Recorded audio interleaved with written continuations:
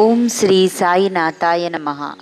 ಬಾಬಾರವರು ಎಲ್ಲರಿಗೂ ಆಯುಷ್ಯ, ಐಶ್ವರ್ಯ, ಆರೋಗ್ಯ, ಸಂಪತ್ತನ್ನು ನೀಡಿ ಕರುಣಿಸಲಿ ಎಂದು ಪ್ರಾರ್ಥಿಸುತ್ತಾ ಇಂದು ನಾವು ಸಾಯಿ ಸಚ್ಚರಿತೆಯ ಅಧ್ಯಾಯ 33 ಪಾರಾಯಣ ಮಾಡುತ್ತೇವೆ. ಓಂ ಶ್ರೀ ಗುರುಭ್ಯೋ ನಮಃ. ಶ್ರೀ ಗುರುಗಳ ಮಹಾತ್ಮರ ದರ್ಶನ ಭಾಗ್ಯದಿಂದ ಸರ್ವ ಪಾಪಗಳು ನಾಶವಾಗುತ್ತವೆ. ಮಹಾಯೋಗಿಗಳ ದಯಾಪೂರಿತ ದೃಷ್ಟಿ ಮಾತ್ರದಿಂದಲೇ ಕಷ್ಟಗಳು ನಾಶವಾಗಿ ದುಃಖ ದೂರವಾಗಿ ನಮ್ಮನ್ನು ಪವಿತ್ರರಾಗುವಂತೆ ಅನುಗ್ರಹವಾಗುತ್ತದೆ. ಈ ಮಹಾಯೋಗಿಗಳ ಋಣವನ್ನು ನಾವು ತೀರಿಸಲು ಸಾಧ್ಯವಿಲ್ಲ. ಶ್ರೀ ಸಾಯಿಬಾಬಾ ಅವರು ಸದಾ ಅಗ್ನಿಯನ್ನು ಪ್ರಜ್ವಲಿಸುತ್ತಿದ್ದರು.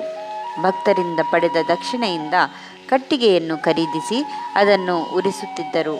ಆ ಧ್ವನಿಯ ಬೂದಿಯೇ ಉದಿ, ಅಂದರೆ ಭಸ್ಮ. ಬಾಬಾ ಅದನ್ನು ಪ್ರಸಾದ ರೂಪವಾಗಿ ತಮ್ಮ ಭಕ್ತರಿಗೆ ನೀಡಿ ಅನುಗ್ರಹಿಸುತ್ತಿದ್ದರು. ಈ ಉದಿ ಪ್ರಸಾದವು ತುಂಬ ಮಹತ್ವದ್ದಾಗಿದೆ. ಉದಿಯಿಂದ ನಾವು ತಿಳಿಯುವುದು ಏನೆಂದರೆ, ಉರಿದ ಬೂದಿಯಂತೆ ಈ ಜಗತ್ತು ನಶ್ವರ. ಎಂದಾದರೊಂದು ದಿನ ಈ ಪ್ರಪಂಚ ಭೌತಿಕ ಶರೀರವು ನಾಶವಾಗಿ ಹೋಗುತ್ತದೆ. ಬ್ರಹ್ಮ ನಿತ್ಯ, ಈ ಜಗತ್ತು ಅನಿತ್ಯವಾದುದು.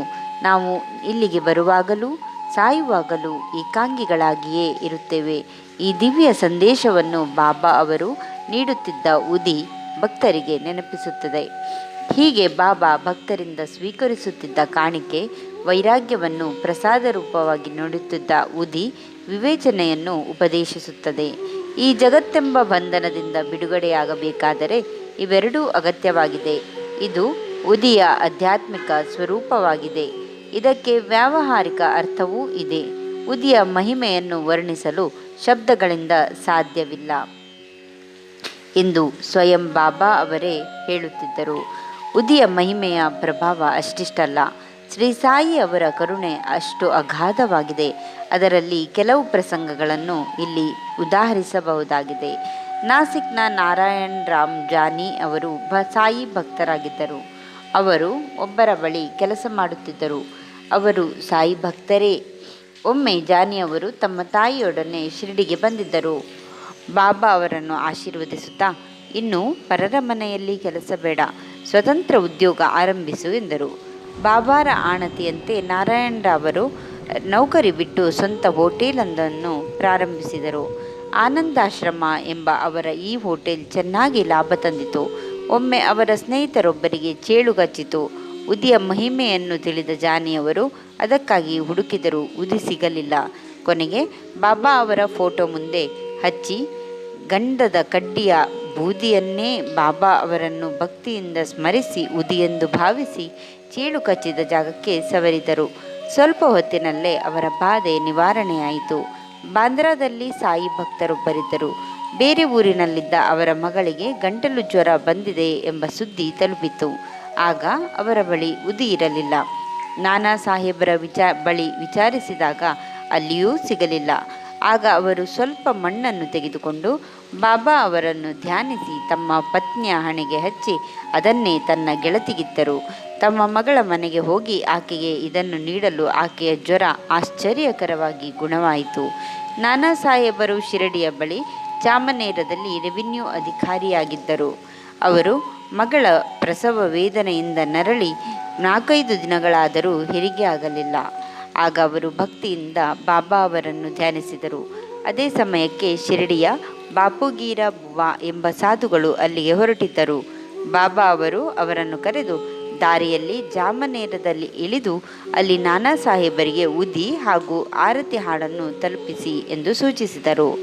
ಜಾಮನೇರನನ್ನು ತಲುಪಲು ಸಾಧ್ಯವೋ ಎಂದು ಬಾಪುಗೀರರು ಯೋಚಿಸಿದರು. ಅವರು ಜಲಗಾವಿಗೆ ತಲುಪಿದಾಗ ಮಧ್ಯರಾತ್ರಿಯಾಗಿತ್ತು. ಮುಂದೆ ಹೋಗುವುದು ಹೇಗೆ ಎಂದು ಯೋಚಿಸುವಷ್ಟರಲ್ಲಿ ಒಬ್ಬ ಆಳು ಅವರ ಬಳಿ ಬಂದು, ಬಾಪುಗೀರ ಬುವ ಅಂದರೆ ಯಾರು ಎಂದು ಕೇಳಿದಾಗ ಸಾಧುಗಳು, ತಾನೇ ಬುವ, ನೀವು ಯಾರು ಎಂದು ಕೇಳಿದರು. ಆಗ ಅವನು ನಾನಾ ಸಾಹೇಬರು ಕಳುಹಿಸಿರುವೆಂದು ಹೇಳಿ ಸುಂದರವಾದ ಕುದುರೆ ಟಾಂಗದಲ್ಲಿ ಅವರನ್ನು ಕೂರಿಸಿಕೊಂಡು ಹೊರಟರು. ದಾರಿಯಲ್ಲಿ ತಾನು ತಂದಿದ್ದ ಬುತ್ತಿಯಲ್ಲಿ ಅವರಿಗೆ ಪಾಲು ನೀಡಿದನು. ಅಂತೂ ಜಾಮನೇರವನ್ನು ಅವರು ಸಕಾಲದಲ್ಲಿ ತಲುಪಿದರು. ಟಾಂಗ ಎಳೆದು ಬುವ ಮೂತ್ರ ವಿಸರ್ಜನೆಗೆಂದು ಹೋಗಿ ಬರುವಷ್ಟರಲ್ಲಿ ಟಾಂಗ ಸಿಪಾಯಿ ಕಾಣಲಿಲ್ಲ.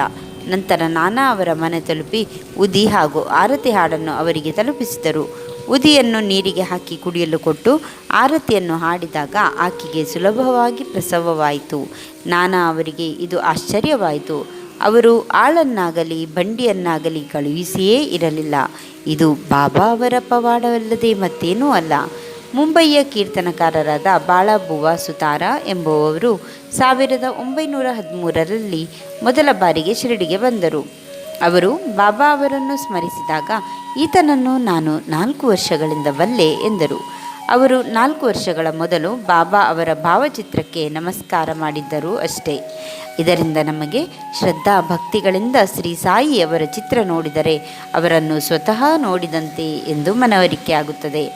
ಅಪ್ಪ ಸಾಹೇಬ ಕುಲಕರ್ಣಿಯವರು ಸಾಯಿ ಭಕ್ತರು. ಅವರಿಗೆ ಠಾಣಾಗೆ ವರ್ಗವಾಯಿತು.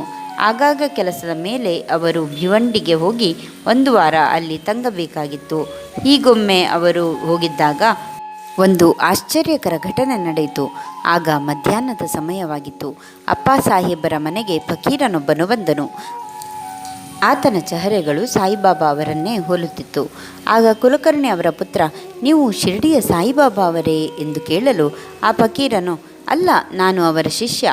ಬಾಬಾ ಅವರು ನಿಮ್ಮ ಯೋಗಕ್ಷೇಮವನ್ನು ವಿಚಾರಿಸಲು ನನ್ನನ್ನು ಕಳುಹಿಸಿದ್ದಾರೆ ಎಂದು ನಸುನಗುತ್ತಾ ಹೇಳಿ ದಕ್ಷಿಣೆ ಕೇಳಿದರು.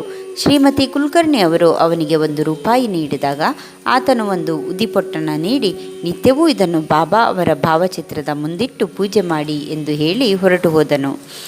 ಪತ್ನಿಯಿಂದ ಅವರಿಗೆ ಫಕೀರನ ವಿಷಯವೆಲ್ಲವೂ ತಿಳಿಯಿತು. ಆತನಿಗೆ ನೀಡಿದ ದಕ್ಷಿಣೆ ಕಡಿಮೆಯಾಯಿತೆಂದುಕೊಂಡು ಫಕೀರನನ್ನು ಹುಡುಕಲು ಹೊರಟರು.